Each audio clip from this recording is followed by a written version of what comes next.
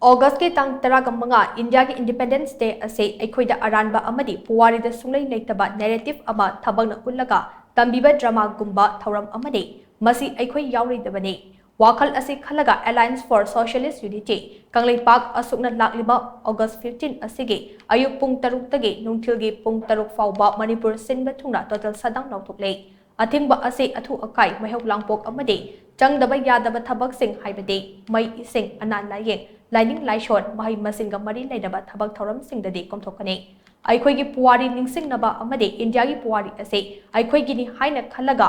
pangtha danaba August 15 gi athingba asi sokat piyo. Eikhoi gi soikraba puwari amuk halaloi se Eikhoi amuk kuntak loi si haina lona thingkraba Lalhoulup Anigi Apunba Lup Asuk na thadorokpa cherol amana haide. ASUK gi Publicity Committee gi Convener S Mangal khudek piduna thadorokpa cherol asina hai. Kumsigi August 15 ase India gi tingkha tamba numit e mahausana numit asida India lengakna India gi mafam khudimakta harau tayambaga loinena achau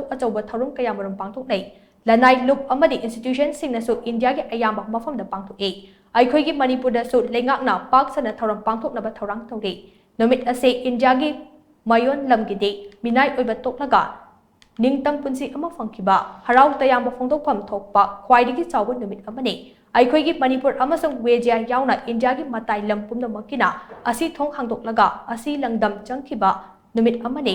England gi loilam oina leiramba India August 15 1947 da ningkha tamba lebak amu oina malem da polakhe malem da nauna khongda lakliba lebak asi hek popaga loilam sandokpa India Indian Empire amagi hingcha yaitamba saktam dawakre Indian Empire amagi mangmang base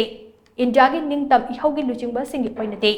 English Chamapan Kuntra Adai Hokrabane. Indian imperialism gi Thawung Sing ase colonial theory da iriba sing aduga chapmane haibe yai. Indian imperialism gi Mayon Imperial Center de Hindi heartland ne. Aduga Matailam Imperial Periphery na Wezia Northeast Kashmir Punjab amadi South India ne. Indiana Matailam sing da Tauban Langlo policy sing ase mafam amaga yamna khenai. South India da loilam lenga ke Temtheng yamna sole aduga Eikhoi gi wezia lamdam dadi ka hena kali haide Eikhoi isa loi jankrabaso loilam lengak lon yadaban loi macha haibadu oigadabane tangai fadana resist tawgadabane react tawgadabane Eikhoi gi puwari kawridabane Eikhoi gi ipanat ipunat kawridabane yamdrabadat loi mapuna